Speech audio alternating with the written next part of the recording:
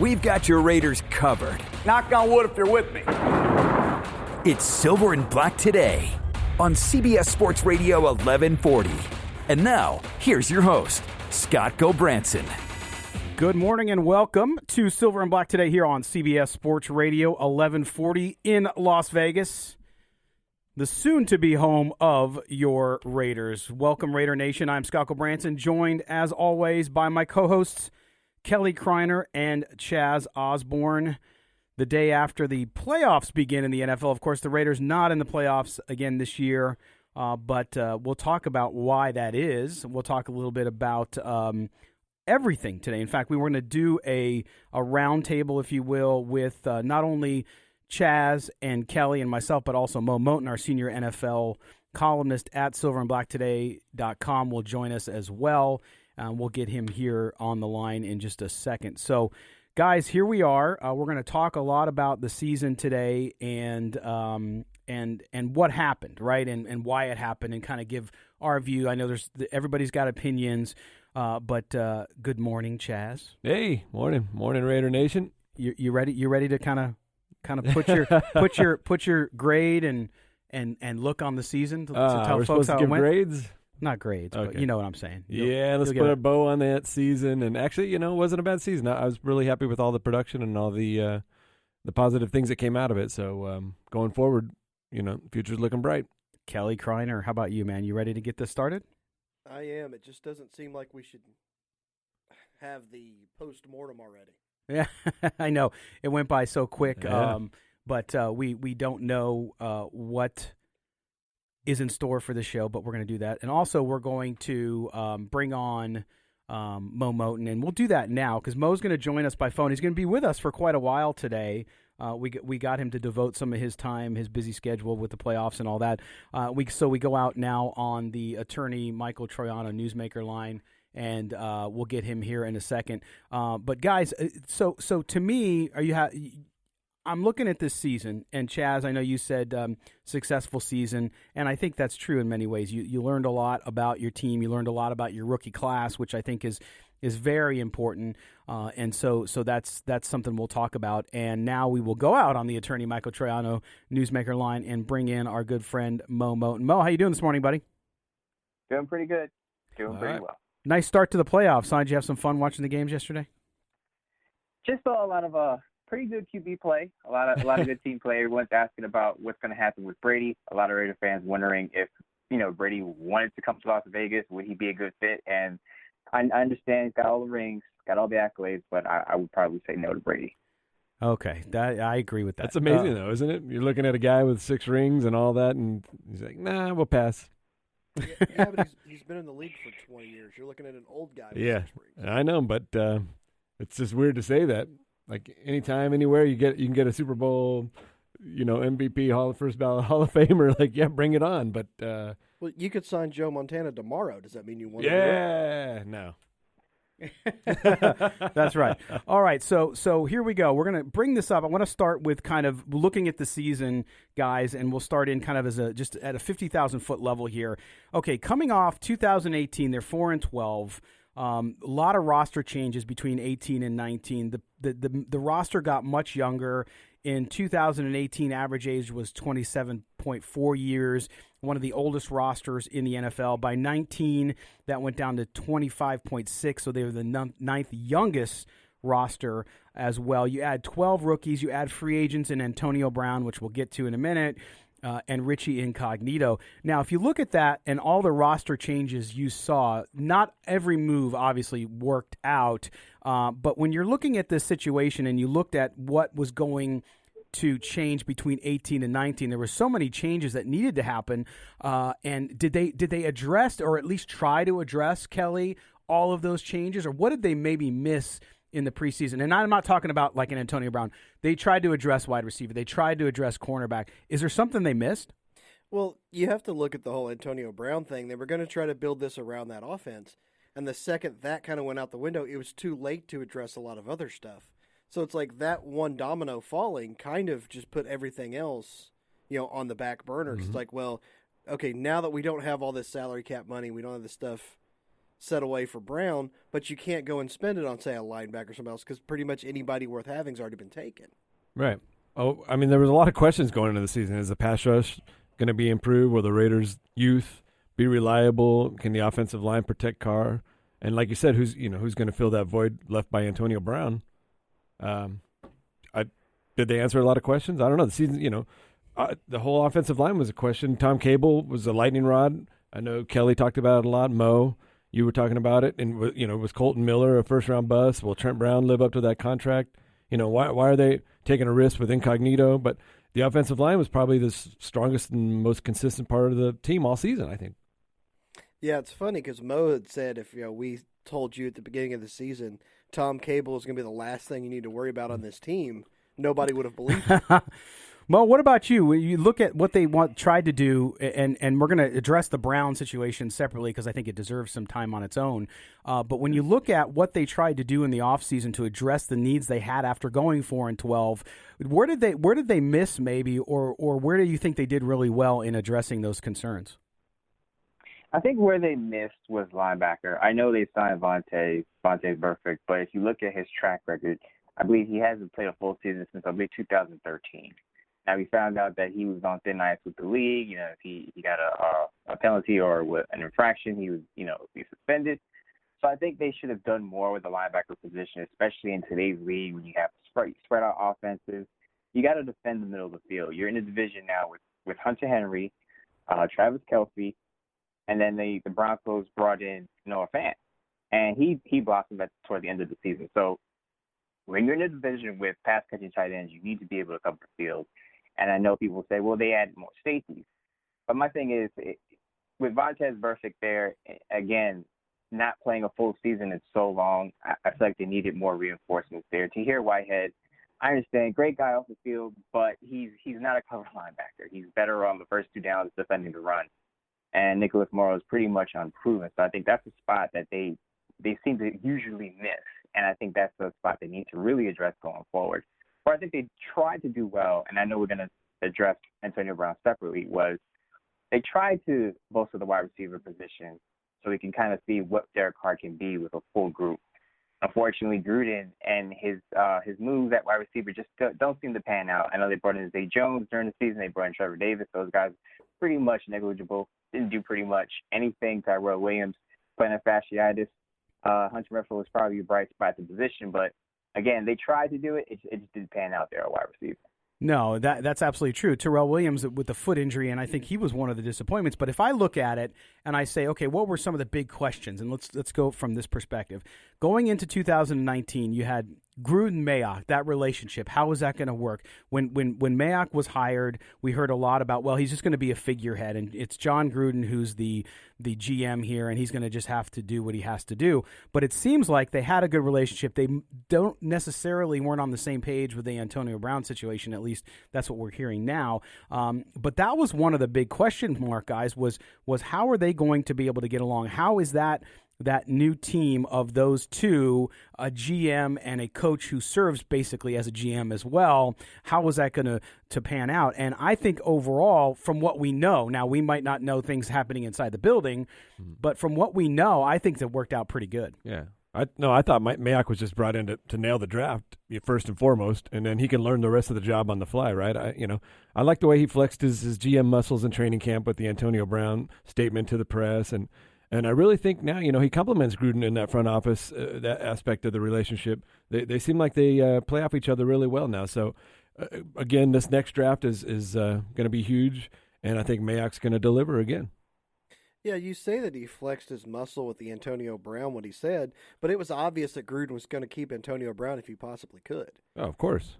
I mean, you want a top elite wide receiver, of course you want to try and keep him. Well, most other teams would have jettisoned him earlier, but Gruden was like he didn't care what Mayock thought or what Mayock wanted on that situation. Gruden was going to try to keep him. Right, well, because he saw the future. He saw what Antonio Brown could bring to that offense, and the wide receiver was really lacking, one of the areas that the Raiders were lacking in, and I think you start daydreaming a little bit more of what could possibly be, and you kind of lose focus of what's really happening. Yeah, well, a guy that tears up your locker room and gets kicked off of 2 teams in 1 year, including the Patriots, who badly needed a wide receiver. And to me, that is, and we're going to talk about John Gruden and the second hour and the coaching and kind of evaluate from our perspective how that went. But clearly, his biggest and most glaring mistake this year was Antonio Brown.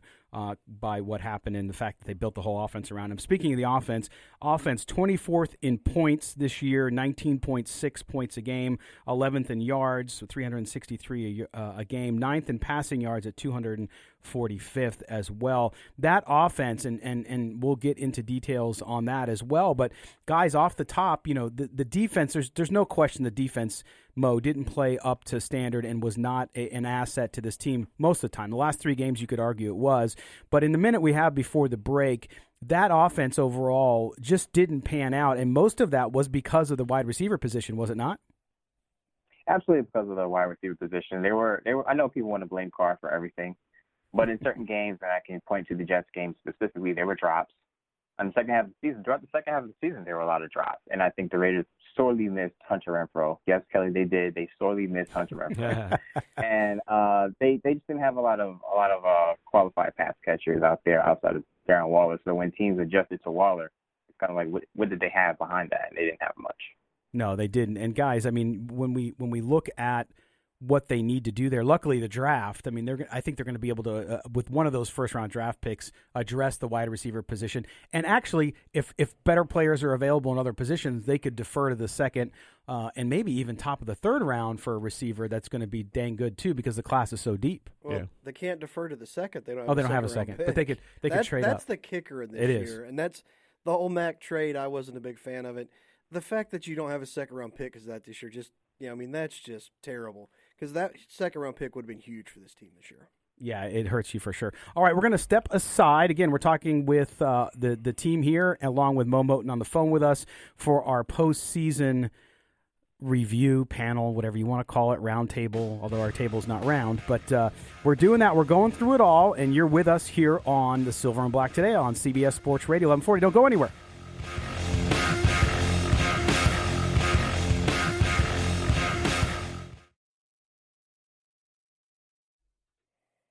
Welcome back. Welcome back to the Silver and Black today here on CBS Sports Radio 1140. I'm not hearing any. There we go. Yeah. Hey, sorry. All right, welcome back, guys. We are here with our panel. Of course, my co-hosts in studio, as always, Kelly Kriner and Chaz Osborne. And joining us on the attorney Michael Troiano newsmaker line is our good friend Moe Moton. And we are evaluating, looking at, just chatting about all things Raiders 2019, what worked, what didn't work, and trying to give sort of a balanced look at how that all had went down this year, because some things worked, some things did not work. When you finish under 500, it doesn't mean everything worked for you, right? It doesn't mean there wasn't improvement. It doesn't mean you don't have things to do to make yourself better, but certainly not everything went according probably to plan. What we want to do now is talk about, guys, the free agent class that came in, because the Raiders really looked to free agents to shore up some positions of need in the offseason. They started, of course, with Antonio Brown, trading a third and a fifth round pick. They went out and they acquired Vontaze Burfict. They acquired LaMarcus Joyner, Darren Waller, Terrell Williams, Trent Brown, Jonathan Hankins, Nevin Lawson, and Eric Harris, just to name. There's a couple more, but I'm going to focus on those. And let's first start with Antonio Brown. Now that we are gonna talk a little bit more about that specifically, I want to address it because, to me, this really set a course for this team that made it difficult, I think, overall for them to really have a shot at the offense, at improving the offense, right, guys? Because what we heard all year was that they're going to build, or they were going to build, this offense around Antonio Brown, but then he was gone before the season started. So there goes your plan, and there goes your opportunity to improve at wide receiver. Yeah, I mean, it's not just, like I said, not just wide receivers, like I said, the whole offense. Mm-hmm. You know, the Waller was a pleasant surprise, and we're going to talk about that. But, you're going in day one, we've got our guy, we brought in Ty to be a 2, which he's a great 2. The whole Brown, and not only that, but just the whole Brown fiasco, it it just tears up the locker room, But you've also got all these guys having to answer all these questions, and it's just a distraction you didn't need. Yeah. I think you could have made the argument that, you could have won the Houston game, maybe the Jacksonville game if Antonio Brown is there. You could also make the argument that you've been a distraction somewhere along the line and cost the Raiders a couple of games. So it's just one of those things like we talked about it extensively before the season when it happened. Is he going to be a distraction? Is he worth what we're paying for him? And ultimately we saw that it just it wasn't. Went down the tubes. Well, he's going to be a distraction. It's just, is the distraction worth it? Correct. He's been a distraction. I mean, first few years in Pittsburgh, he was fine because nobody knew who he was. Right. Well, and the distraction this time, Moe Moton, who joins us on the Attorney Michael Triano Newsmaker line from Brooklyn, New York. Mo, was it smart for the Raiders to build their offense around this one guy, knowing of his volatility? I wouldn't call it smart. I understand it because he going into the season, many, including myself, would say he's one of the top 2 or 3 wide receivers in the league. Some people say he was the best wide receiver in the league. So I totally get it. But at the same time, if you know this guy could implode at any given time, you might want to have a pretty good plan B. And the Raiders really didn't have a plan B after Troy Williams got hurt. I'm sure they weren't expecting Hunter Renfrow to blossom the way he did. So when you're killing an offense around Antonio Brown, you are risking a lot for the season, and it blew up in the Raiders' face. I get the move. You trade a 3rd and a 5th rounder for a top wide receiver. I understand it. I get why they would do it. It's just that the planning afterward, just wasn't foolproof, and you saw it blew up, and he wound up not being in the league at the end of the year, which is something we all probably didn't see happening that quickly, but it happened. No, and to me as well, the question is, guys, if Antonio Brown is there, is this offense more vertical? Because you look at the issues and still the questions you have at quarterback. Would Antonio Brown have solved all that? I don't know, because we never got to see it, right? I mean, I guess it's the impossible question to answer. Mm-hmm. Right? Well, with AB, it's the offense doesn't have to so much be vertical because he's so good after the catch. You could still be doing all the check downs and things like that. It's just your yards after catch is going to go up, which means your bigger plays are going up. So you don't necessarily have to just have him run 9s or deep posts.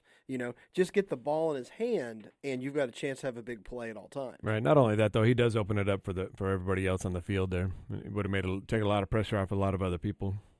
Yeah, and to me, one of the other signings, I think the other signing, Mo, and I'll get your reaction to this first, that was polarizing amongst Raider Nation, amongst fans and even observers, was, of course, Vontaze Burfict at linebacker. They badly needed linebackers. They went out and they got this guy. Of course, he was close to Paul Gunther because they had been together in Cincinnati. And then, of course, he has that penalty, and it gets him suspended for the rest of the year. Was that just as risky as the Antonio Brown acquisition, Mo, or do you think that was a more calculated risk? It is more risky when you have Tahir Whitehead as your best linebacker on the roster. And again, I go back to this. You have to have cover guys. This isn't 1975 where you have big guys just, banging heads with offensive linemen trying to stop the run. Your linebackers have to be good in space. And Vontaze Burfict was okay in that aspect. He wasn't great. He was okay. But when you have Nicholas Morrow who's unproven, you have Tahir Whitehead who's a 2-down linebacker, Vontaze Burfict as your star acquisition at the position is very risky, and that blew up in the Raiders' face. So you have one on the offensive side of the ball, one on the defensive side of the ball, both acquisitions just kind of blowing up. People will quibble about, he shouldn't have been suspended for the year, but if you look at his track record, he had been warned plenty of times. I agree it may have been harsh, but you have to understand that long track record, previous history, he's going to get nailed, and that's what happened. Well, yeah, and to me, the other free agent that people are a little bit mixed on, and I think it's fair on one side, but not fair on the other because he played out of position the whole year, and that, of course, was LaMarcus Joyner. He was a signing people got really excited about because they were looking at shoring up that secondary, and I'll start with you on this one, Kelly. He didn't play in position, his natural position, where he's best. How much of that was to blame for maybe at times his play not being what people thought it would be? Well, anytime you play somebody out of position, they're not going to play well. It just blows me away that they continue to keep trying to stick the square peg in the round hole. It's like, and that's a big issue I have with that signing. It's like, I liked the signing when I first heard it, and then they're like, well, they're going to play him at slot corner, and I'm like, why? Right. You can go out and get an actual slot corner and play him at slot corner instead of taking a safety and trying to squeeze him in there. And the fact that they just keep beating their head against the wall and trying to make this work kind of worries me a little bit, because it's not like they're all just going to snap out and be like, you know what, maybe we should play this guy where he actually plays well. Right. Right. Well, he's not the biggest safety either, so maybe I'm not sure what they were thinking on that one either. Sometimes when you sign a guy to a big contract like that, they kind of ease up a little bit, and I feel like he didn't bring his full potential this season. He could have brought a lot more, even though they were mixing him, moving him around where he wasn't comfortable, and they're trying new things. That's one of the things you look at in the season. You can't piece the whole thing together with just stats, right? You try to go back and you watch what combinations worked, better with people in certain situations. Maybe did Crosby get more pressure on the quarterback when Mayo was in there as opposed to Cleveland Ferrell? Or Kelly brought up that great point about Derek Carr missing those 3 games because Renfrow was out, his safety blanket there. So there's kind of things that coaches and scouts will look at in the offseason and use that information going forward, like what works, what didn't work. And obviously the LaMarcus Joyner thing, playing out of position didn't really work. Now, Mo, I'll get your comments on this too, because I know you've had a lot to say about it. But with LaMarcus Joyner, are you hopeful? Because we've been hearing that it looks like the Raiders are actually going to play him at his natural position. Do you think he has a rebound year after this year? Yeah, 2 things. First of all, you guys are being way too easy on the coaching staff. This is a classic case of I know more than you. I know what I'm doing. Ego getting in the way. The Raiders started off using Joyner at nickel. It didn't work, and they said, you know what? We're going to double down. We're not going to admit we were wrong. We're going to double down on this. We're going to keep him there. Now, to your point, I will say that there is hope for the future. Gunther, I believe, did say that after concentrating Joyner at nickel, that they would try to move him to safety next year if need be. The other thing here is Gruden just blatantly lied to the public. I remember when he was asked about moving Joyner to safety, he said, well, we don't have another guy to break in at nickel. As if Nevin Lawson hadn't played nickel for primarily his entire career. I know Nevin Lawson isn't the greatest nickel in the world, but he is an experienced nickel. He could play in the slot. You could have moved Joyner. And that's my point, is that this coaching staff used excuses, every excuse in the book, to keep Joyner at nickel, and it was the wrong decision. But I think he could have a bounce back year if they moved him to safety. Yeah, and it was, and I think that with Coach Gruden, as you know, what he says doesn't mean always what he does. That's why when people live and die what he says in a press conference, whether it be good or bad, I always tell people take it with a grain of salt, because Coach Gruden has a tendency to just parrot what he wants to at that time and not necessarily hit on exactly the facts on what people want to hear. All right, we are at the bottom of the hour. When we come back, we're going to talk about the Raiders' impressive rookie class. You're listening to the Silver and Black Today panel on the 2019 season here on CBS Sports Radio 1140. Don't go anywhere.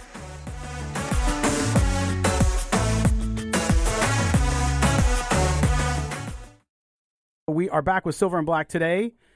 We are doing our postseason breakdown here with Chaz Osborne, Kelly Kriner, and joining us via the attorney Michael Triano Newsmaker line is Moe Moton. Okay, guys, we're going to run into now a discussion on the rookie class for the Raiders. One of the really big positives of the season, of course, it starts with Josh Jacobs, 242 carries, 1,150 yards, 7 touchdowns, averaged 4.8 yards per carry, and that was just in 13 games.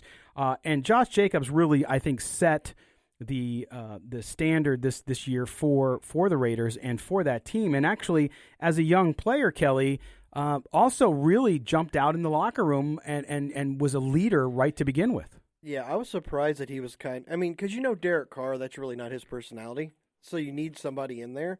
And I was surprised it was Jacobs. And from the get-go, he just kind of, especially with Hard Knocks, he was purposefully avoiding Hard Knocks. Mm-hmm. So when he started out kind of as that mouthpiece, and especially towards the end of the season, he starts calling out teammates and everything. You just don't really expect to see that from a rookie. Right. Yeah, well, and you saw these exit interviews as well. All these rookies talked about was how they're looking forward to, working on the things that they need to do in the offseason to get better next year. You hear all of them. They're all talking with a lot of confidence. Cleveland Ferrell's saying, you won't even recognize me next year because I'm going to work so hard in the summer. I'm going to come back that much stronger, that much better. and they all just kind of have that leadership quality that you're talking about with Jacobs. And it's really impressive going forward. It's going to be a nice offseason, and looking forward to next season already. Well, go ahead. I was going to say, I just hate when you hear players say stuff like that. It's like, so you didn't do that last season? I mean, it's like, right. You're just starting that now? You're going to work really hard now? Well, like, Ferrell, we get it. You're doing that every summer. You don't have to tell us this. Right. But he, getting sick in the middle of the season, losing 10 pounds, playing through that was a tough Ferrell went through a lot this season. Obviously criticized for being that high of a pick. So I can see his motivation. Yeah. And Mo, what about you Josh Jacobs, I think everybody knew, we talked about it on our draft show when we did our draft show during the draft about how he was the best back. It wasn't a deep class, but he was the best back. So you weren't surprised that the Raiders took him when they did. But are you surprised at how well he did from the get-go? I'm surprised about how well he did from the get-go, simply because Gruden is known for diluting his running back carries. He'll spread it around. So he doesn't really go with, unless you talk about Cadillac Williams, doesn't usually go with a workhorse back. But I guess Josh Jacobs was just that good that you just had to feed him the ball, and I believe Gruden said that during his press conferences, that if he's rolling, you got to feed him. One point I will make about this class and Josh Jacobs' leadership skills, even though we didn't expect it from Josh Jacobs, Mike Mayock made it a point to draft character guys in the early rounds, and a lot of people say, "Oh, that's not how you do it. You need production over character," and I agree to an extent. You need both, but to have a guy like Josh Jacobs in the locker room as a rookie, barking down his teammates is something that they absolutely need, because again, that's not Derek Carr's style. Right, and you look at this whole class, of course, Max Crosby, I think the other big story of the year, really the surprise of the year. I was completely wrong on him. I keep admitting it, because I was just completely wrong on him. 10 sacks, 4 fumbles, forced fumbles this year as well. You talked about Clelin Ferrell, 4.5 sacks, 24 tackles, 14 assists as well. Trayvon Mullen, who played well, was targeted often, did really well most of the time. And then, of course, Hunter Renfrow, 49 receptions, 605 yards, 4 touchdowns. And he missed a couple games with that injury and collapsed lung as well. So when you look at this overall, this class, and I know some people seem disappointed with Ferrell, and I know he took longer to kind of make some progress, but I sort of look at him a little bit like we looked at maybe Miller last year, right? Which is you expect him to make a big jump next year. But I thought the last 3 games, Ferrell really did make a jump and started to show. And then the Raiders came out and like you said, Mo, I'll be critical of the coaches here. They were asking him to do much. They were playing him inside, not playing him outside, and not really giving him an opportunity to stick at a position and go at what he knows how to do best. This is the other thing that makes me pull what's left of the hair I have on my head out. Is you draft Clelin Ferrell, number 4 overall, right? You need a pass rush. Because you need a pass rush, right? You need a defensive end to get to the quarterback. But no, we'll do a whole bunch of other things. We'll move him inside. We'll have him play a run. We'll have him do this. We'll have him do that. You need a pass rusher. You drafted him 4th overall. Have him rush the passer from the beginning. Have him. I understand the Raiders want a complete defensive end. I totally get it. But you drafted him to fill a void at that spot in the draft. Have him play the position and fulfill his main responsibility. And I think if they do that next year, he will have a jump. I never saw Clelin Ferrell as a 10, 11 sack guy, but he can get you 8 or 9 a year, and I think he's capable. Right, but Kelly, I think you hit on this from the very beginning when the season started, and people were already talking about Ferrell not maybe working out, which I think is wrong. But nonetheless, you said, hey, if he was drafted later in the first round, then it probably wouldn't be as an issue. But when you go number 4, when you're up there with Joey Bosa and you're up there with Allen, these guys, there's just more expectations, right? Yeah, nobody wants to see their team draft a run-stopping, edge-setting defensive end with the 4th pick in the draft, because you, like I said, you want that Josh Allen, you want that Bosa. I mean, even before the wrist injury, Brian Burns out of Carolina was just like, he's just popping on film. That's what the fans want, because you took somebody so high. You want to swing for the fence with the 4th round pick, and it's like the article I wrote. It's like their first round they hit 3 doubles. You win a lot of games by hitting 3 doubles, but you don't want to hit a double with the 4th pick in the draft. I've said from day one he's an 8 to 10 sack guy a year. That's what he's going to be, and you're just going to have to be okay with that.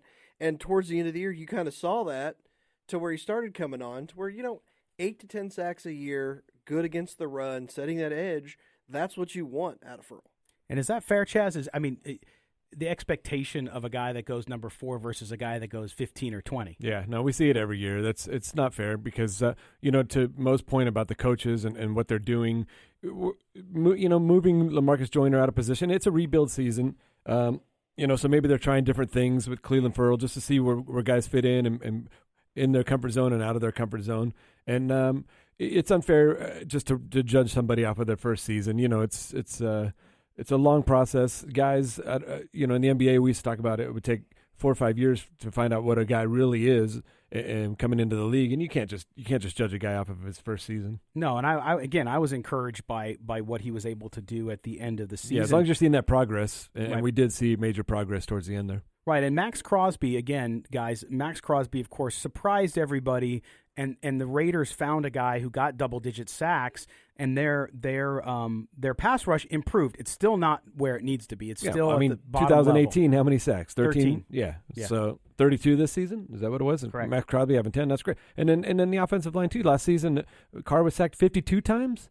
And they only gave up 29 this season, so that's there's been improvements across the board there. Right. On the pass rush, they go from being last in the league in 2018, like you said, Chaz, with 13, to 24th in the league with 32. So still not great, but trending in the right direction. But they ended up 8th in the league, only giving up 98 yards a game rushing. Right. And that's the first time they've held teams under 100 yards rushing since I can remember. 20 years probably since the first Gruden stint. Yeah, and Mo, when you look at this draft class, this rookie class, obviously Josh Jacobs and Max Crosby, and then Pharrell Mullen, who out of these guys do you expect and you want to see the biggest jump from year 1 to year 2? It's got to be Pharrell, of course. Again, if they have him do what he should be doing as a defensive end, as the number 4 overall pick, he should see a major jump and come close to 10 sacks and kind of come close to what Crosby did this year. But I will throw in a dark horse in there, Trayvon Mullen. Mm-hmm. I read a piece from Vic Tafel who said that they're going to have him eventually shadow number 1 wide receivers next season. So that's something to look forward to. And if he's able to do that and excel, I think he could be one of the best cornerbacks in the league. Kind of what I guess people thought Garon Conley would be at the beginning of his career after he had his shin injury. People were kind of high on Garon Conley, and he kind of fizzled out. I think Trayvon Mullen should be able to burst through that ceiling and be a pretty good number 1 cornerback for that defense. Yeah, again, you're listening to Moe Moton, Chaz Osborne, Kelly Kriner, and Scott Gulbransen here on the Silver and Black today as we talk about the Raiders 2019, focusing this time on the rookies. And let's close with Hunter Renfrow, because I hear a lot of Raider fans out there, he's the next Julian Edelman. It's like, okay, he had a good season, and I know, Mo, you keep telling me he's going to have a gold jacket and be in the Hall of Fame. But when you look at Hunter Renfrow, I'm a little worried that people are having a higher expectation because of what he was able to do. Or is that expectation worthy? I mean, should he have that high expectation? You can't spell Hunter Renfrow without H-O-F. Oh, my gosh. Well, Mo, what do you think, man? I mean, I know you're a fan of his play, but do you think that the fans' expectations are getting a little out of whack there, or do you think it's deserving? I think it's a little out of whack if the Raiders decide to bring in another wide receiver ahead of him. Because you got to remember, Terrell Williams is still there, and based on what Gruden said at his exit interview, Terrell Williams will be back next season. And you got to understand that they're going to bring in a number 1 type wide receiver probably, and maybe another wide receiver. So he's not going to have the same amount of targets, I believe, as he had this year with a depleted core, with a depleted unit. So his numbers may drop. But I always said he was a 50-catch, 500-yard type of guy. 1 catch below that this year, 49 catches for 605. But again, I think this is what he is. He's going to be a slot receiver. He's going to move the chains. He's reliable on crucial downs. But I wouldn't go and say, he could be a 1,000-yard receiver or 800-yard receiver. I think that's a product. What he did this year is a product of just not having guys around the position. But when the Raiders start to add talent there, he's going to see less targets. He has temporary expectations. He's going to be pretty solid, but let's pump the brakes. Yeah, let's not compare him to a Super Bowl MVP just yet. All right, guys, we're going to step aside. When we come back, we're going to talk about the offense. Offensive woes in 2019. You're listening to the year-end review of the Raiders 2019 season here on CBS Sports Radio. Don't go anywhere.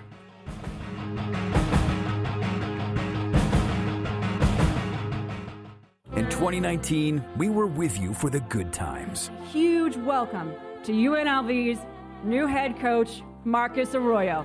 The Oakland Raiders select Josh Jacobs. There it is. And the not-so-good times. A 5-minute major was given to Cody Eakin. Taylor coming on, dives, makes the catch, and the Nationals have eliminated the Dodgers. Let's do it again in the new year. CBS Sports Radio 1140.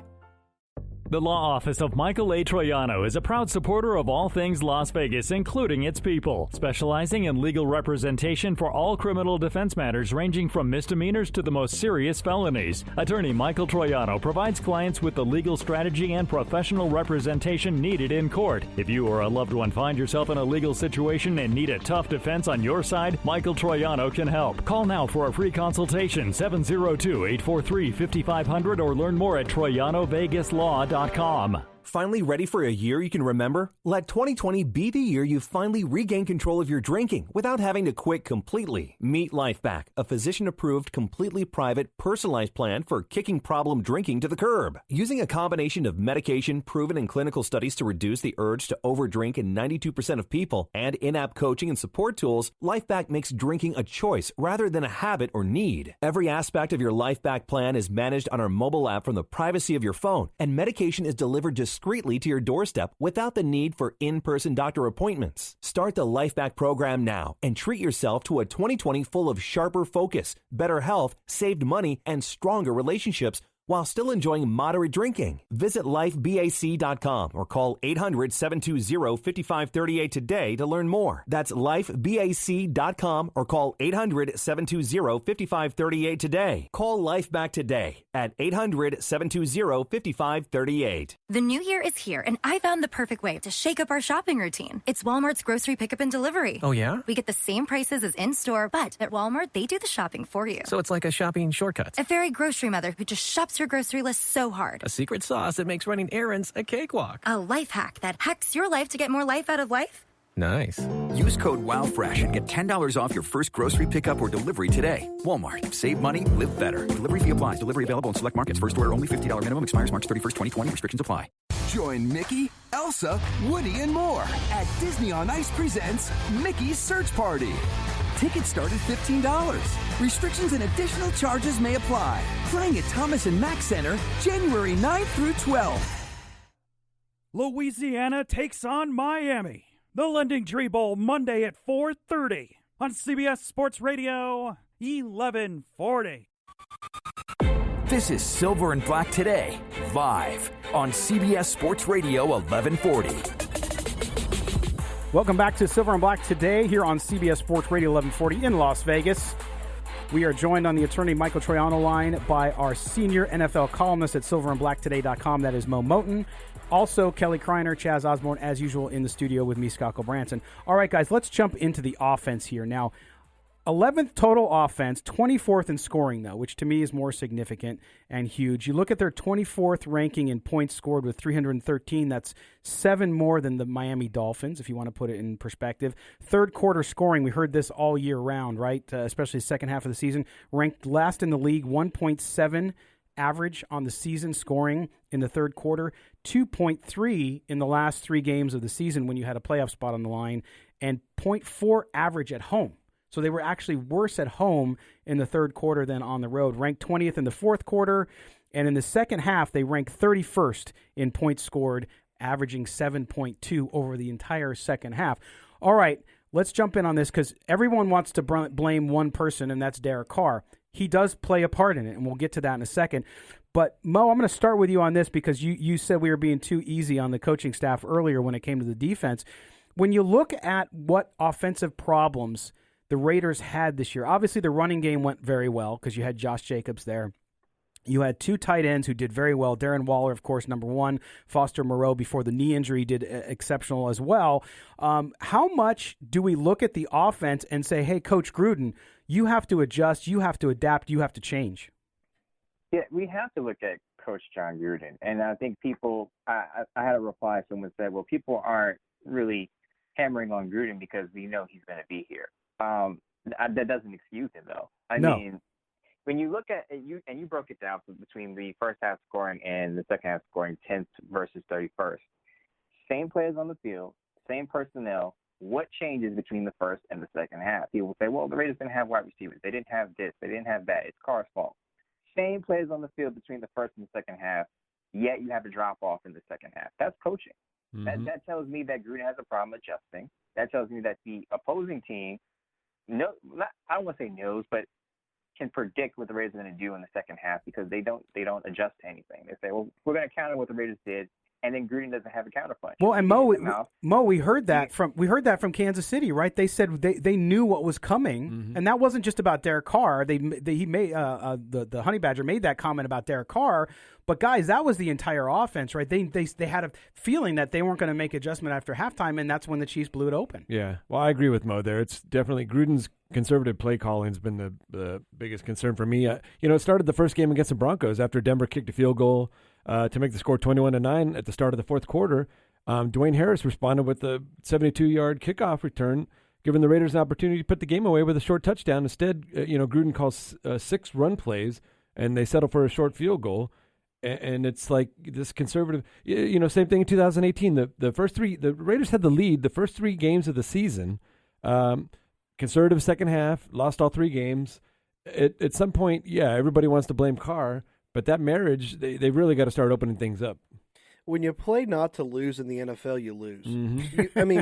It's the way the offenses and everything are nowadays. You have to if you have a chance to put somebody down, you got to put them down. You got to put your foot on their throat. Absolutely. You have to keep trying to score because the offenses are so good. 14 points in 2 minutes is not unheard of, especially in the AFC West, which, Denver's offense isn't that great, but Kansas City will drop it on you. We saw, Austin Eckler and Hunter Henry just make some San Diego drives like instant scores. Right. So, it's like you have to score points.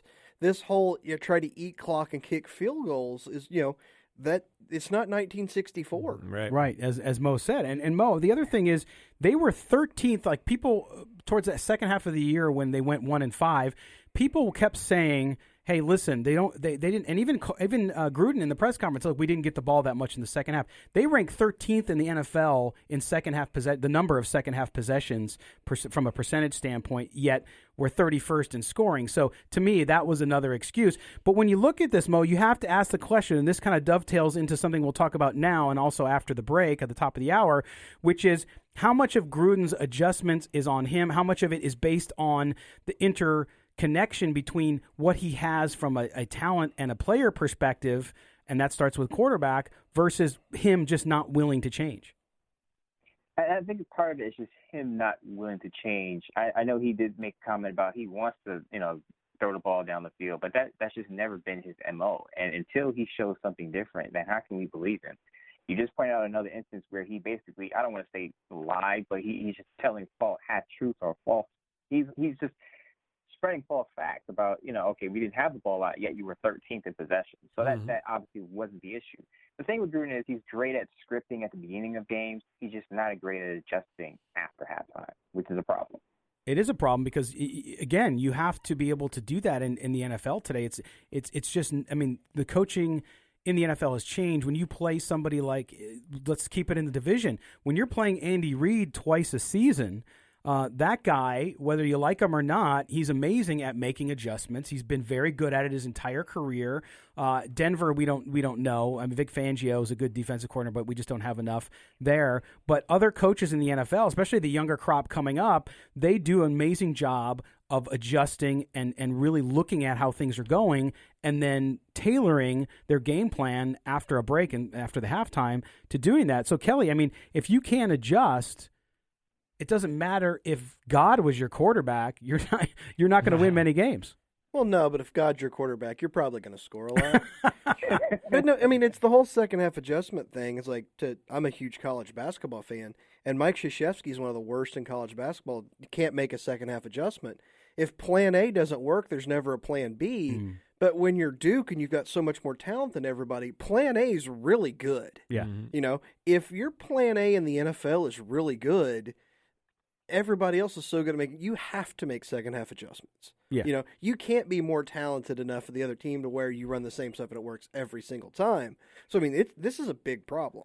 It is, and I mean, I think you look at this offense too, and we have to talk about Derek Carr and the passing game because it numbers were fine, scoring was lacking, and so I think that's a big deal. So when we come back after the top of the hour news.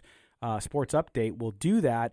But just to set the table here, guys, when we look at passing, you look at Derek Carr, 25th in passing, 12th in receptions. Despite that, the team was 12th in receptions in the league with 4,100 yards. I hear a lot of people say that Derek Carr was hurt by the fact that he didn't have receivers. Okay, but the numbers, if you want to go by stats, which a lot of people who support or don't support Derek Carr like to throw out there, then I think you need to be fair and look at it from both sides and look at those numbers, Kelly, to understand a little bit about both so when one excuse comes up, it doesn't necessarily mean it's valid. Yeah, but I mean, you can look at Carr's numbers. He's great between the 20s, but that doesn't win you football games. Yeah. You know, Andy Dalton, same way. Andy Dalton from 20 to 20, great quarterback. You get in the red zone, everything stops. Yeah. You brought up those numbers in the beginning of the segment about the offensive woes, and the Raiders are 23rd in the league in scoring. 24th. You know who they're tied with? They're tied with Buffalo, 19.6 points a game. Buffalo's in the playoffs. So yeah, but Buffalo is a team that's built to win with 19 points. This Raiders team isn't. Yeah, you don't have the defense. Exactly my point. It's not a total complete team yet. No, it's clearly. So you not. shouldn't be trying to win games by scoring 19 points because you're not a complete team. You should be trying to score more. You should, because you have to build your team around what you are and what you have, right, not what you're going to be if you're trying to win now. Mm-hmm. No, I agree with you. They definitely could have. They left a lot of points out there. Yeah, there was definitely an issue with scoring there. All right, Mo, don't go anywhere, man. We're going to bring you back after the top of the hour sports update from CBS Sports Radio National.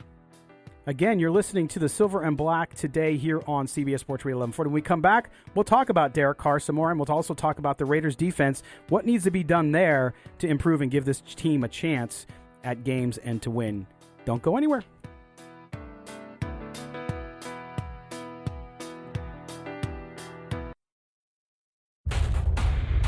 We've got your Raiders covered. Knock on wood if you're with me. It's Silver and Black today on CBS Sports Radio 1140. And now, here's your host, Scott Gulbransen. Welcome back to the Silver and Black today here on CBS Sports Radio 1140 in Las Vegas. Week number 90. That's right. Approaching our 100th show sometime before the draft or around the draft, somewhere around there.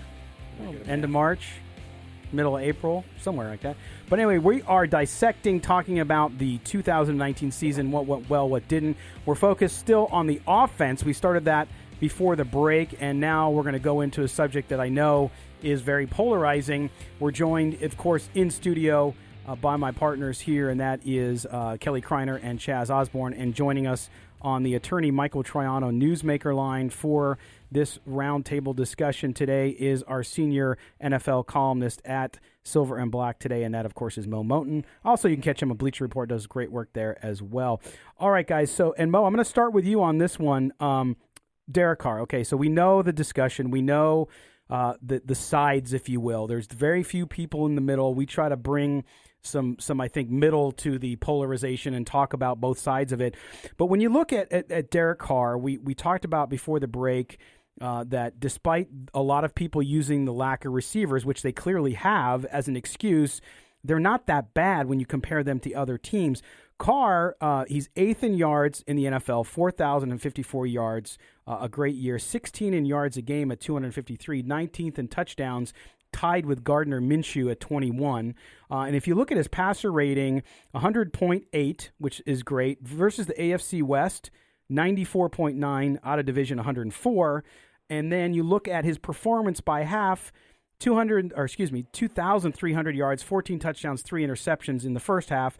And like the rest of the Raiders, struggles more in the second half, 1,700 yards, 7 touchdowns, and 5 interceptions. What is the most fair criticism of Derek Carr, Mo, and what is the most unfair? The most unfair criticism of Derek Carr is probably the fact that he how can I say this? That he's a bottom tier. There are some people who, I don't want to say that people saying he's trash or anything, but they're saying, oh, he's a bottom tier quarterback. And, I've said this plenty of times. He's average. He's pretty much, I would put him in the 12 to 14 range. Mm-hmm. At his best, he could probably be, 11, 12. At his worst, he's probably somewhere 15, 16. But Derek Carr is an average, serviceable quarterback. You can win with Derek Carr. The misconception is, you have to replace him because you're not going to win. You can win with Derek Carr, but you need a supporting cast. You need an offensive line because sometimes he's reluctant to use his legs. He needs wide receivers, and he needs a run game, as we saw in his history, even with Latavius Murray, Jalen Richard, and DeAndre Washington. He plays well when he has a pretty good run game. I would say the fair criticism of him is, and Kelly pointed to this, when it's time to punch it in for a score, a touchdown, sometimes he just doesn't make the right decision, whether it's a fumble at the goal line or just throwing a terrible pick. One thing I wanted to make a point, and this goes back to the last segment, is Derek Carr if he stays, he'll be going into his third year in Gruden's system. I'd want to know, and sometimes we don't know this, how much freedom does he have at the line of scrimmage? Can he change a play? And how often can he change plays at the line of scrimmage to change a bad call into a good call and score? Because if he's in his second, third year, he should have that freedom. He should have the knowledge within that offense to change a play and take that team in for a score. That's my main criticism of him right now. Well, and the red zone issue, if you look at Derek Carr on the season, 5 touchdowns and 2 interceptions when they're 19 to 1 yards away. So basically in the red zone, 5 touchdowns, 2 interceptions. Out of his 21 touchdowns, clearly 5 of those came in the red zone. Also interesting, when the Raiders are behind between 1 and 8 points, he has a passer rating of 117, 6 touchdowns, no interceptions. When the Raiders are behind by more than 9 points, so 9 to 16, his passer rating goes to 54%, 0 touchdowns and 2 interceptions. So overall, when he's behind, he's thrown 10 touchdowns and 6 interceptions for a 96 rating. I hear a lot about Derek Carr's late comebacks and all that stuff, and I think there's some validity to that. But clearly, recently, when the Raiders are down by more than a touchdown or more, he struggles there. And I think I have a solution to all of this, by the way, in a minute, but I want to make sure Kelly and Chaz have an opportunity as well. And Mo, I agree with you. I think he's not a terrible quarterback. He's a middle-of-the-road quarterback. There's nothing wrong with that. He is what he is. If you look at his numbers over the course of his career, they haven't changed that much, right? 16, he had more touchdowns that big year. But other than that, it's pretty much the same, Kelly. It hasn't changed. It hasn't. And like Mo said, I don't think you can win a championship with Derek Carr. I think you can be a playoff team. He said if you have a good offensive line, you have a good running game. But here's the thing. They have a really good running game. They have a good offensive line. The wide receiving core wasn't great, but still, he threw for 4,000 yards. But and I don't know if it's he doesn't want to make a big play downfield or Gruden. Like I said, we don't know which one it is. Right. But it's like, if I need a big throw and I can choose any quarterback in the league, Derek Carr is way down that list because I know he's not going to try it, let alone make it. Well, one of the things you didn't talk about, one point you didn't make was the defense. Yeah, the offensive line's great. All those other things. He's got the running game. We don't have the defense. The Raiders don't have the defense yet. I think you brought up last week on the show, you said 7 of the top 10 defenses are in the playoffs this season, right? Yeah, but then the 2 top, well, with the exception of the Ravens, a couple of the top teams, like the Chiefs, have one of the worst defenses in the league. Right. So 7 out of 10 of the teams in the top 10 defenses are in the playoffs. But then you also sent me a stat. I think it was Derek Carr teams that they hold a team under 20 points. And their win percentage, Derek Carr was at the bottom of that list. He was like 19 and 15 winning, holding when the Raiders hold the team under 20 points. So there's that. It's like, okay, so if he does have a good defensive day, he still can't win the game. So arguments, both sides, stats, are, support both sides of the argument. It's just it's ongoing. He was under Blake Bortles and Brock Osweiler on that list. Wow. Well, and Mo, here's the thing. Here, my solution to this, because I still believe that Derek Carr will be the quarterback in Las Vegas unless they get an offer, unless something changes. They could get an offer they like. They could see a guy they like, a free agent, a young guy, whatever. They could do any of that stuff because we've learned from Gruden and this organization now that you just can't expect what you would usually expect. Now, to me, the solution, Mo, and I want to get your thoughts on this, is competition. I think the Raiders need to go get another quarterback. That does not mean that I'm saying that they should move on from Derek Carr. But what I am saying is that he needs to be pushed, because you look at the history of the Raiders, going back to Tom Flores, who had Cotton Davidson behind him. LaMonica had Blanda, and LaMonica had Blanda and Stabler. Then Stabler had Plunkett. Plunkett had Pastorini, Wilson, on and on and on. Okay, so that philosophy of bringing a guy in to push someone to get to their best performance is something that John Gruden hasn't done, even when he was the Raiders coach and had Rich Gannon the first time. But to me, I think that's how, if you're going to keep Derek Carr, if you're going to keep him, you have to bring somebody else in to push him. I agree with you to an extent. One thing is, and you talked about the numbers that Derek Carr is behind, and I think part of that is because Derek Carr, even though despite the game-winning drives and the fourth quarter comebacks, you have to be a little bit nervous about him in high-pressure situations, because he has shrunk on the big, against Kansas City. Again, in big games, sometimes he shrinks. So if you bring in, let's say you bring in some competition for Derek Carr, and he doesn't play well, and that'll be another point that, well, maybe he's not that well when he's under pressure, and maybe you do need to think about moving on, because if you think about it, that down the stretch against a good team in a big game, are you afraid Derek Carr is going to beat you going downfield 75, 80 yards? Are you petrified that he's gonna bring his team down and score? Little, I'd wait for all that. But again, I totally agree with you. I think the Raiders will bring in a rookie quarterback. I don't think that rookie quarterback will start. I agree with you. I'm people who follow me a while know I do the Moe's percentage. I say 80% Derek Carr is the starter next season. But I do believe at some point Gruden will draft a quarterback, and he'll try to groom a quarterback. Not to say that he will start, but someone to legitimately push Derek Carr, because his biggest competition was who? Connor Cook? Yeah. Matt Well, McGloin? and Mo, here's the question I have for all you guys too, which is, and Kelly and I talked about this during one of the breaks, which is Kelly thought that bringing in somebody to compete with Carr actually will not be good for him. But at that point, you would learn that it was time to move on. At the same time, we talk about a rookie quarterback. A lot of Raider fans want the Raiders to draft a quarterback somewhere in this draft. But John Gruden has no record of developing quarterbacks, number one. So my view is then I think Gruden would probably be in favor more of going and getting maybe a veteran, and then you look at a younger quarterback to develop over time. But if it's a rookie, I don't think that pushes Carr enough, unless it's a top rookie, unless they somehow, a Justin Herbert falls to them at 12 or something, and they decide to go that direction. Not saying they will or that they should, but if a guy like that comes in, a high draft pick, then I can see them pushing Carr, and the mentality and the issue for him being, I better be on my game because this is a top rookie, versus if it's a third or fourth rounder, I don't know that that's going to do enough. Do you guys? I'm playing armchair psychologist here. I've got nothing really to back this up, but just the way he is on Twitter, the way he is some of his press conferences, I don't think mentally if you bring in a legitimate contender, he will be able, I think that will break him and he'll be shot. Interesting. I honestly think he's I hate to use the word fragile, because I don't, but that mentally, I just think and Trubisky's the same way. Trubisky wanted the TVs in Hallis Hall turned off because they were being too mean to him, but I don't think Derek Carr mentally is tough enough if you bring in a legitimate backup to thrive in that, to where he's going to be, kid his game up a notch. He's going to be that guy. I think you're basically eroding what you have. And if you honestly think you have a shot with Carr, you can't do that.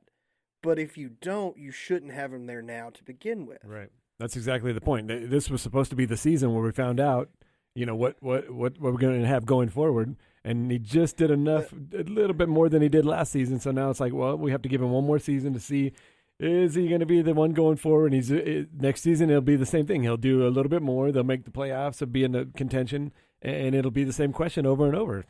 No, it's good. Yeah, where does it end, right? And that's the point. All right, Mo, don't go anywhere. Get right back to you, man. All right, we're going to step aside for our quarter-hour break here. When we come back, we'll finish up our discussion with Moe Moton, Chaz Osborne, and Kelly Kriner about the Raiders' 2019 season. You're listening to the Silver and Black today here on CBS Sports Radio, 1140. Hey, this is Rodney Hudson. You're listening to Silver and Black today. All-Pro Rodney Hudson brings us in. one of the honors this year for the Raiders, which is well-deserved. You're listening to Silver and Black today here on CBS Sports Radio 1140. We are going over the season that was for the Oakland Raiders. We just finished up our discussion on the offense and on Derek Carr. Again, if you missed it, I believe he needs competition to get the best out of him, and so hopefully that's what the Raiders are able to do, either via draft or via free agency. All right, Moe Moton joins us on the attorney Michael Troiano Newsmaker line. He is part of this discussion as well. And Mo, as we close up here, before we let you go and have the rest of your Sunday to watch some playoff football, when you look at 2019 overall, clearly you almost doubled your wins if you're the Raiders, going from 4 to 7. They could have, as Chaz mentioned earlier, maybe even won 1 or 2 more realistically if they don't maybe fall down a couple times. But overall, 2019, did we come out of the season with less question marks than we went in? I think we have less question marks, but the biggest question mark of them all is still the jury is still out. Yep. Because people are still going to ask, is Derek Carr the guy? And as Chad said, when we went to this season, everyone was saying, well, this is the year we're going to find out, is Derek Carr the guy? And because of Antonio Brown's debacle and the wide receiver injuries and misses, we're still asking that question. I think that's a big issue because, again, going into his 7th year, we're still asking this question. Usually when you have a franchise quarterback, you know right away. When you saw Deshaun Watson, you knew right away. When you saw Patrick Mahomes, you knew right away. Mm-hmm. Derek Carr was still like, maybe, could be. Yeah, that's well, and Mo, good, but no, go ahead. Sorry. Okay. But if you look at the parts of the roster parts, and we talked about the draft class, I think that's the shining spot. Those are the shining spots for the season that we found out that Mayock knows what he's doing in the front office. He knows how to draft, and assuming that he stays on, the Raiders should have another pretty good draft class in 2020, and that should give you hope for the future that Derek Carr will have a great supporting cast. The only thing is you need a quarterback who can overcome obstacles. You're going to have a running back who goes down. We saw that with Josh Jacobs having a shoulder injury. You might lose your right or left tackle. Your defense may erode over the season. You need to be able to your quarterback needs to be able to overcome those obstacles in the season to win the big game. So, again, the parts are good, but the big picture still a little murky. Yeah. Well, and to me as well, you talk about overcoming those challenges, and guys, I think that's part of the issue too with the team, right? The team has to do that. But with Derek Carr, if that's the biggest question mark, as you say, Mo, and it was maybe going into this season as well, along with the roster changeover in general, is I think you're right. You have to be able to handle the challenges differently, and I don't think getting upset about idiots on Twitter, because there are a lot of idiots on Twitter, okay, who attack Derek Carr in unfair ways on things that have nothing to do with football, okay? And then I get defending him. His brothers are out there doing all kinds of things, including making fun of Josh Allen last night, who was in the playoffs, whether you like him or not. And so that doesn't help to me because, look, I get it. I have friends in sports. I defend people too. I would defend my friends to the death and my family as well. I get that. But at a certain time, you are in a public sport, in a public eye, and you have to be able to handle the criticism as well, whether it's fair or not, as well as the glory. And I think that is part of the equation here. And we talked about it, Chaz, right on the nighttime show on Tuesday nights too, where I thought Derek Carr a lot would bring up in press conferences unasked. Right. About people on Twitter, this, and people are going to blame me, which, is a psychological tip that it was bothering him. Yeah, you'd like to see him a little more fired up there in those press conferences instead of just talking about going home to see his family and family's the most important thing, no doubt. But you're there to talk about football. Talk about football. Talk about the game, your job, and then leave it at that. And Kelly brought up the point about him being sensitive, and there's just so many things, and Mo's right about him overcoming those obstacles. The one thing that Derek Carr doesn't do, he doesn't lose you games. So you've got to look at both sides of it. There's so many positives and so many negatives. It's just such a quandary. I know we're going to argue about it until we're blue in the face. Kelly's ready. Well, no, you said he doesn't lose you games, yet you saw that stat the other day. In the 6 years of his career, only one quarterback's lost more games, and that was his brother. Well, So you just said he doesn't lose you games, yet he's lost more games. That was in games that they held them under 20 points. No. Overall 6 years overall record, no one's lost more games than Carr except for his brother, who lost one more at the Texans. In their first and six I think games? we could in the first 6 seasons. And I think we can admit that Texans franchise was a dumpster fire Right. the first 5 or 6 Right. years. So, yeah, you're saying he doesn't lose games, yet he's lost more than anyone else. He doesn't lose years. you the games. Now I'm talking about the complete team. I'm talking about all the talent on the team. I'm not if just talking you about one don't guy. win a game, you lose a game. Right. So why is So Derek if Carr the he's only not one with a winning- win-loss stat? If he's not, Why aren't we talking about the guys on the defense? Why don't they have a win-loss stat? well, because if the defense plays well, he still loses. Right. That's the thing that kills it for me. Under 20 points a game, his record is that bad. Right, that's so the glaring stat. If your defense plays well, you're still losing a Right. football game. That's the one that matters to me because that's when you know the defense is playing well and he didn't do enough to win the game. Yeah, and Mo, when you look at this too, so that's still the big question here, and we'll I think we'll know probably by draft date what they're going to do at quarterback, and I'm with you. I still think that Derek Carr will be the quarterback of the Las Vegas Raiders. In fact, I'm pretty dang sure. I think it's a good 70% chance, but there's always that 30%. But otherwise, when you look at this team, I would like to see them. I know they have the need for a wide receiver. I'd like to see them go all defense in the first round. I wanted them to do that last year, and they almost did. But when you look at this and you look at that team going into next year, Mo, how much of a focus has to be that defense to make sure that they at least get to be middle of the road, and then next year you win 2 more games, then you're in playoff contention for real.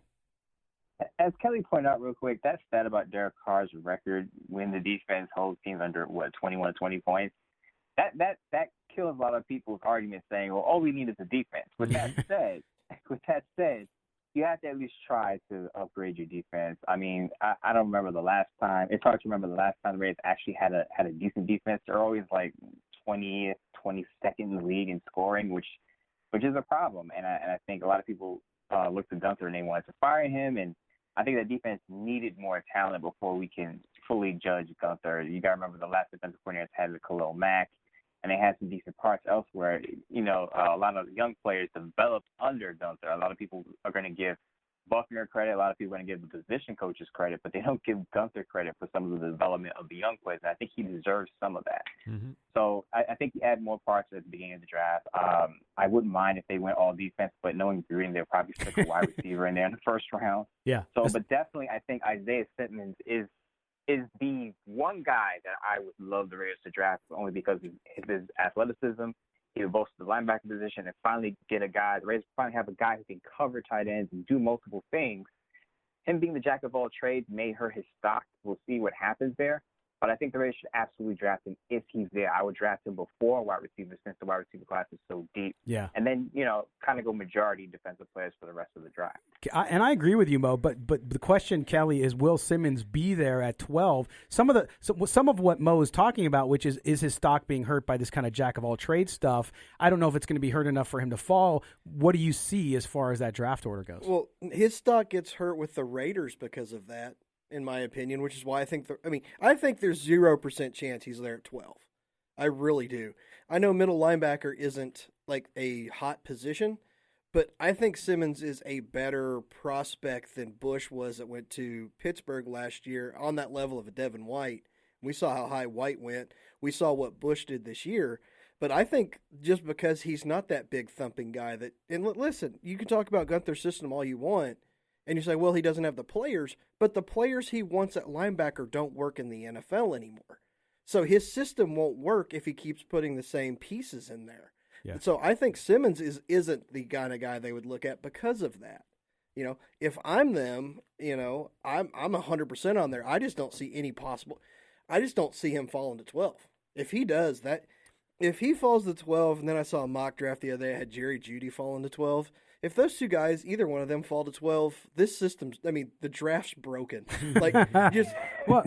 Right, but I agree. I agree. You have to get that defense better. I'm not saying you have to have a top 5 defense, but if you can get middle of the road, 15 and up in defense, where you're able to control the game a little more, and you can then improve your offense at the same time, which they've done a significant job of this year as far as offensive line, tight end, as well as running back, then suddenly it opens up a game in a much different way for you, Chaz, that suddenly you're in games you might not be in because your defense is at least able to keep you closer. Yeah, and it seems like Gruden, they like these versatile players, and I don't know, get the strongest player at the strongest positions instead of trying to mix and move people around and get a versatile guy that you can play here and play there. Let's get the best guy in the best position and move forward with that. I don't know. There's a movie I love called The Player, and Tim Robbins talks about an old motto: no stars, just talent.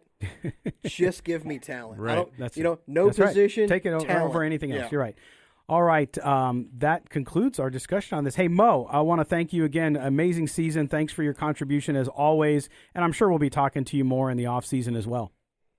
Of course, we'll be preparing for the draft, and hopefully Kelly is wrong, and Isaiah Simmons does fall. Yeah. And people say, well, he's a jack of all trades, so he falls. Well, let's just hope. Fingers crossed. If not, Corey Littleton is a good backup plan as a free agent pickup. Well, you're cutting a big check for him, though, because this free agents class is not panning out to be the greatest up top. No.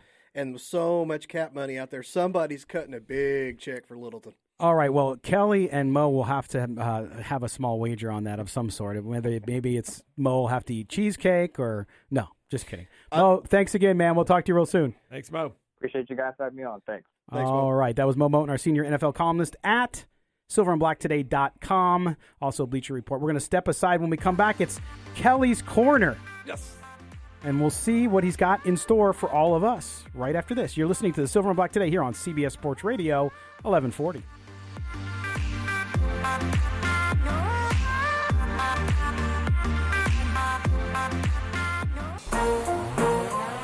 You found the most in-depth coverage of the Silver and Black. This is Silver and Black Today, live on CBS Sports Radio 1140. Here's your host, Scott Gulbransen. Welcome back to Silver and Black Today here on CBS Sports Radio 1140 in Las Vegas. I'm Scott Gulbransen. Kelly Kriner, Chaz Osborne are here with me. And just a reminder, we also have a Tuesday night show. That's right, Silver and Black tonight, 6 to 7 p.m. on Tuesdays. Both shows are year-round, by the way. So when you need your Raider fix, we're your guys. We're here for you. Yes. And on this week's show, since we did our kind of season wrap-up here today, this week's show we're going to welcome two guests. Mario Tovar of Raider Ramble website, of course, a lot of you know. He can get his 2 cents on the Raiders 2019, Derek Carr and more. He's got some interesting perspective, so we'll have Mario on the show, as well as Ethical Skeptic. Did you guys see the story that this gentleman wrote? And he goes anonymously because he's sort of a bigwig in an industry, so he's got to kind of keep on the down low. But the Ethical Skeptic did an analysis of the Raiders' penalties over 2019, but also did them historically to look at and see if the Raiders are indeed, we know they're penalized more than anybody. Of course, that's self-fulfilling prophecy. If you're going to get penalized, a lot of that comes down to your team and talent and all kinds of things. But he did the work to say that no, that the NFL actually is, in essence, and I don't want to put words in his mouth, doing this on purpose, and that the Raiders get more severe penalties and all this stuff. So we're going to have the Ethical Skeptic on, and he's going to walk us through his study on the Raiders and penalties, and he asserts that this isn't by accident. No. Which underscores every conspiracy theory every Raider fan has ever had. Well, but he's got data. It's very compelling. It's true. You know, it goes it's back compelling. to Al Davis, way back in the day when Al Davis is butting heads with the league. Of course, the league's going to turn around and say, wait a minute, buddy. Not so fast. But Al Davis has been gone now, unfortunately, 8 years, right? So but it still continues, and how much of that. So it's going to be interesting to talk to the Ethical Skeptic. So join us Tuesday night, 6 to 7 for Silver and Black tonight. Mario Tovar and the Ethical Skeptic will be with us on the show. All right, it's that time of the show that everybody waits for. They get their coffee ready, whatever they might be eating this morning, donut, granola, whatever it might be. And, of course, I'm speaking of, and it doesn't usually cause you indigestion, but it may. You never know. Kelly can. So they're getting their Pepto He can be polarizing every once in a while. But here is Kelly's Corner. Yeah, today's won't really bother anybody because I'm just pointing out something that I find very stupid in sports, and that's the voting on different awards. You know, they just did the All-Pro voting, and one, these things should be public to see who people voted for, right? Because certain people shouldn't be able to vote. What's certain people? What do you mean? Well, like if you're, and it's funny because you see it with a Hall of Fame in baseball every year. Like Hal Morris gets Hall of Fame votes every year. No offense to Hal Morris or his family, but you should not get a Hall of Fame vote. Somebody in the All-Pro voting this year voted Terrell Edmonds an All-Pro. I would bet money that they meant to vote Tremaine Edmonds and just put the vote in wrong, because Terrell Edmonds might be the fourth best safety on Pittsburgh, let alone the league. Yeah. You know, so you see just dumb stuff like this all the time. I think those votes should be made public. But the one that really hammers this home this year is Pepsi. You know, Pepsi every year does the Rookie of the Year, you know, the Pepsi NFL Rookie of the Year. You know, this year the finalists, and they got a good class of finalists. You know, Nick Bosa, A.J. Brown, Josh Jacobs, Kyler Murray, Miles Sanders. 5 really good rookies. They actually do a Rookie of the Week as well. So each week they pick a new rookie. So for 17 weeks they pick a rookie. One person had multiple votes in that, and he won it 7 times this year. So he won 7 Rookie of the Week honors from Pepsi Cola. From Pepsi out of 17 weeks. And who was that? It was Gardner Minshew, who is not one of the 5 finalists for Rookie of the Year. You win half of the Rookie of the Weeks by your own voting, and you don't have him in as Rookie of the Year, as an option for Rookie of the Year. But then aren't you basically saying if you're Pepsi, the public is stupid and we're just going to kind of make some decisions for you? Is that what they're saying? Because if it's the public vote, it's a public vote, or it's partially public, right? Yeah. It's like on their Facebook page. It's the whole viral they let the public marketing think that they're voting. Yeah. So, 7 out of 17 times a guy wins this. He's not one of the 5 finalists. Wow. That's just stupid. 21 touchdowns as a rookie. I don't care about his numbers. You won Rookie of the Week 7 out of 17 times. But you're not a No finalist. one else won it twice. Every other week. And Max Crosby won one. Ed Oliver won one. Jacobs won one. So, I mean, it was spread around 7 out of 17, and you're not a finalist in the top 5. But is this any different, Chaz, than like everything else in life, going back to when we were in high school, who was homecoming king and who got instead most spirited like I did? Scott was a face painter in high school. Really? Yeah. Oh, I can see that. Back before it was in vogue, I did some crazy stuff. No, you know what?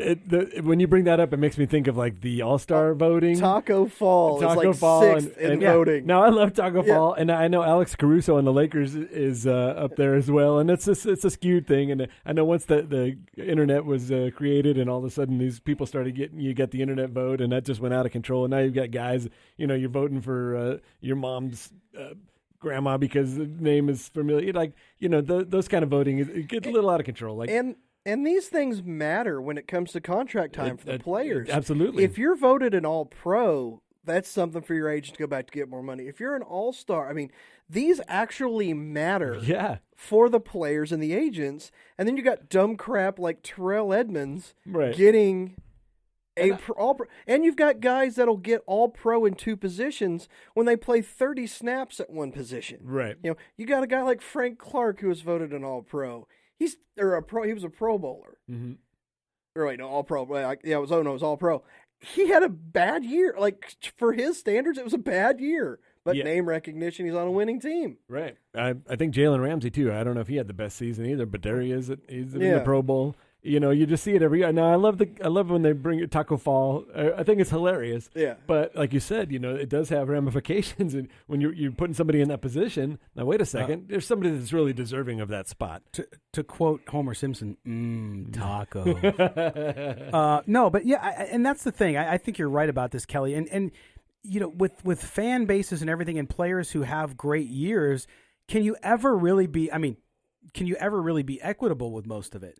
Because the parameters, when you're talking about journalists voting, and that's sort of how it's always been, when you're talking about journalists voting, making their votes public, there are some that do that, and I appreciate it because it gives you at least some insight into their thinking, which then you can look at it and say, okay, well, yeah, I either agree with your point of view and why you voted the way you did, or I didn't. But a lot of folks, they want the anonymous nature of it, and I can't understand that.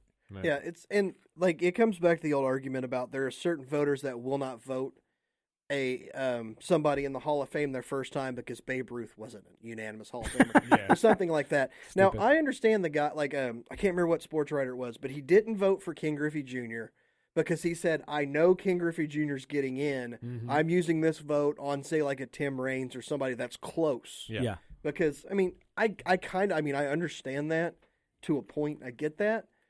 But you, like I said, you see Hal Morris gets that, votes like that. People like that, and it's another thing. It's like you see it a lot with the AP poll, college football. These coaches aren't watching football games.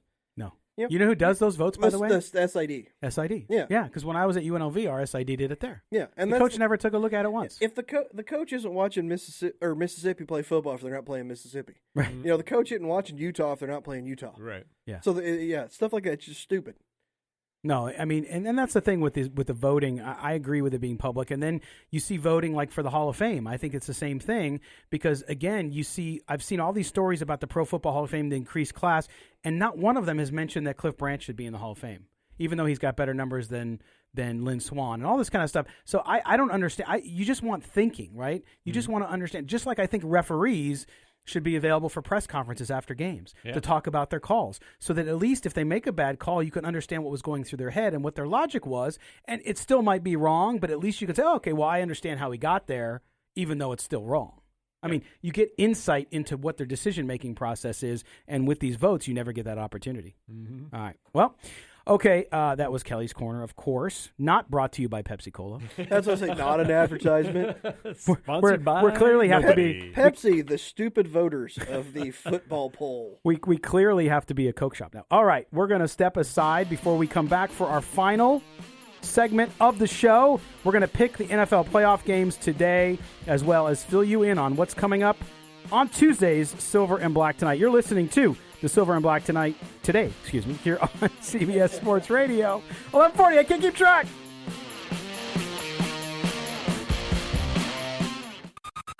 This is Silver and Black Today, live on CBS Sports Radio 1140. Welcome back to CBS Sports Radio 1140 and the Silver and Black Today. Playoffs week 1 underway yesterday. 2 more games today. It was fun last night. Not a lot of fun as far as a lot of offense, but the endings of the games were a blast. So that was fun, even though Raider fans, of course, don't get to watch their team in the playoffs. NFL playoffs, guys, still to me, I mean, it's just so much fun. The pressure, everything else just ramps up, and I love the time of the year. Other than the fact that it means football's almost done. Playoffs. Playoffs? Mora. Talk about playoffs? I love the intensity. You're right. It's just watching the game. Each play is just like so important. The intensity level just ratchets up. Except for yesterday when both games were terrible. Terrible. But the endings were great. Cool. I sat through 3 hours to watch 4 minutes of good football. Come on. And I had money on both games. Look at the sunny side of the street. I had money on both games. I didn't even care at one point. You're like, just get this over. Yeah. I don't care if I lose or win. Just get it over with. Pretty much. All right. Well, by the way, when you guys look at the playoffs, I mean, we'll get through the playoff rounds, but now with who's left, when you look at this, who do you think? I mean, everyone wants to pick Baltimore, right? Because they've been on such a run. Yep. They're the best team in football. They're the best team in football. Do they win the Super Bowl though, Kelly? I've got a futures bet on the Chiefs, so I'm saying the Chiefs win it. But no, to me, Baltimore's the favorite. And in the NFC, I keep going back and forth between the 49ers and the Saints. I said at the beginning of the year the Saints were going to win the Super Bowl because I just thought this was their last year after what happened to them last year, Right. chip on their shoulder. I mean, They changed the rule for them. Yeah, they changed that rule and it finally worked for them last week. It's the first time it's actually went for them. But just that Baltimore offense is just so hard to prepare for. Yeah. Now, next year when everybody's got a year and a summer to go over tape and everything, they're going to have to put in a new wrinkle. Yeah. But when you only got 2 weeks to do it. So you think they'll beat Kansas City in Kansas City despite your bet? Yeah. You do? It's in Baltimore. No, it'll be. Baltimore. It'll be in Baltimore. In Baltimore. So, Chaz, what about you? You think the champion's coming from the AFC side, the NFC? Always the AFC side. Nobody's I'm talking. always cheering for the AFC. You don't like the 49ers. You don't think the 49ers have a shot? I'm not rooting for the 49ers. No, ever. not rooting. I'm asking you who has a shot. Yeah, they definitely have a you're shot. Rooting for. I'm a defensive guy, so they've got the top defense. Of course, they've got a shot at it. But watching Deshaun Watson yesterday, and he's breaking the pocket and he's running a little bit. not even close to Jackson's speed getting around there. They're gonna lose by 1,000 in that game. Yeah, so man, when you see Lamar Jackson and I got lucky and I put a little bet on Lamar Jackson to win the MVP at the beginning of the season. So I'm obviously kind of biased. I'm rooting for him. What odds did you get that at? 50-1. 50 nice. to 1. I threw away the ticket because Kelly told me that Russell Wilson was going to be the MVP, but I dug through the trash and found it. Well, he had a shot. I mean, then I Lamar Jackson just ran away with it. I was going to say, yeah, Russell Wilson, I mean, if you take him away from Seattle, they're a one-win team. Absolutely. Incredible. All right, so let's get into today's picks, and we'll start, because he's always so well prepared, we'll start with Kelly. Well, I can do this easy. I've got the Saints. You know, like I said, I think they make. Did you get it at 7.5 or 8? I got it at 7. 7. Wow. Yeah. I thought I got a nice little bump at 7.5. I bet it too early. Well, no, I mean there were 7s out when it opened. Was there? Yeah. Okay. The other game, man, I don't think I've ever cared less about an NFL playoff game than I do Seattle and Philly. I know. I'm taking Seattle. It's at a pick 'em right now. Sure. You know what I'm not going to do today? Watch Seattle and Philly. Yeah. I'm going to go home. I'm going to take a nap. Especially on a windy day. I don't see a lot of offense in that game other than I think it'll go under. I mean, that's not one of my picks, but I think it'll go under. Name 2 running backs in this game, and Marshawn Lynch doesn't count. Ah, man. No, seriously. Miles Sanders. He's not. They said he may not be. He playing. might not play. Yeah. Wow. I haven't seen the inactive list. That's a huge list. loss. I'm sure they're going to just shoot him up, and he's going to play because they have no one else. But I mean, he's going to be 80%. You've basically got Boston Scott and whoever the Seattle team brought in this week. Right. Okay, so you have the Saints and Seahawks. And the Seahawks. That's such a tough game. Like Seahawks have looked bad going down the stretch. Philly's won 4 out of 5, but it's been against the Giants and the Redskins in their own division. It's their division. Man, what a clunker of a game. The NFC least is who you want to play at the end of the. Yeah, but I will tell you real quick, Chaz, before you give your picks, I will tell you that Carson Wentz is not getting enough credit for what he's been able to. I know it's a bad division, like you said. There's no doubt. He's had no wide receivers. He has no running back except Miles Sanders, who's basically his top receiver, and so he's done well for what he has. Now, playoff game today. It's his first playoff game, so we'll see how it goes. But can win that division. That's the best quarterback on Philadelphia is playing wide receiver. Greg Ward out of Houston. Oh, come on. All right, I'll Chaz, just go with the home teams. I'll take Philly, and that one's such a toss-up. But you're right. It's just Carson Wentz not getting enough credit. They've won 3-4 out of 5, whatever it is, and they're at home. And Seattle's kind of been on the decline. They lost a few. That Arizona game looked pretty bad, and losing their running backs. I'm cheering for beast mode, obviously. So that's a tough one. I'll go with the home games, the home teams there. So Philly, Saints and Eagles. Saints. Yep. Okay. I'm there too. I have the Saints. I got it at 7.5. Damn. And then the Seahawks was a pick 'em, and I'm taking them as well. I think they'll inch it out. Again, I think it's going to be a low-scoring game, but I think overall that despite being depleted at running back, I think Seattle is going to show up and beat Philly on the road. Big win for them. Yeah, Russell Wilson scramble a lot. He'll make some plays with his legs. He will. Yep. He will. All right, so we look at the rest of the playoffs, of course, and what's coming down the line, and we talked about some of the teams we like. The NFL season, too, is coming to an end, and we'll devote time to it next time, but I think we do need to talk about the officiating. We saw yesterday, even in the playoff games, some big mistakes on a kickoff in the Houston game that they initially ruled as a touchdown as a fumble. I just think the NFL's got a big issue here. It's not declining, or the TV numbers aren't declining. It's not hurting the sport from a viewership standpoint, but from a competitive standpoint and from a frustration, I think, of fans, it is starting to take hold, and I think that it's something they're going to have to deal with in the offseason. But that's why they don't have an issue. Because it's not hurt. Because it doesn't hurt the pocketbook, right? And that's the whole thing. If it's not hurting the pocketbook, they'll do whatever they can to placate people and everything. But until viewership goes down, until people stop consuming this product, they don't care. It's like, wait, okay, you can complain all you want. We're still getting all your money. Sweet. Yeah. No, that's it's true though, and that the NFL, don't let anybody fool you. It comes down to money. Yep. And it's not just the NFL; it's every business. Sure, every business just comes down to money. Profit driven. Yeah. even though they get to be classified as a nonprofit, which is ridiculous. Well, no, the NBA is a nonprofit. I know. No, the NBA and NFL are nonprofits. Every team's a profit generator. Correct. So it's an umbrella corp. So I've had this argument 1,000 times with people, and maybe it's like I have a little bit of a business background and stuff in school. I have no problem with them being a nonprofit because because every other one's a revenue generator. So that's where you're getting hit with. You get new tax money. Yeah. Yeah. No, I get that. That's fair.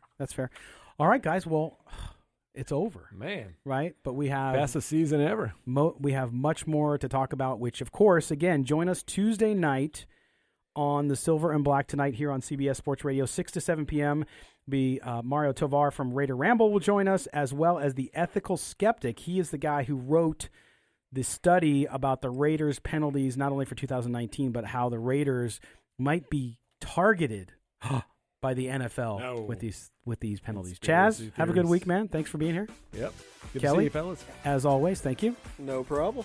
All right. For Kelly and for Chaz and for everyone here, including our crack engineer, DJ Max, Trent Ogle, we appreciate everything and we appreciate you guys. What a great season. Thanks for your support. We roll on. We go every week all throughout the year here on the Silver and Black today on CBS Sports Radio. Everybody take care.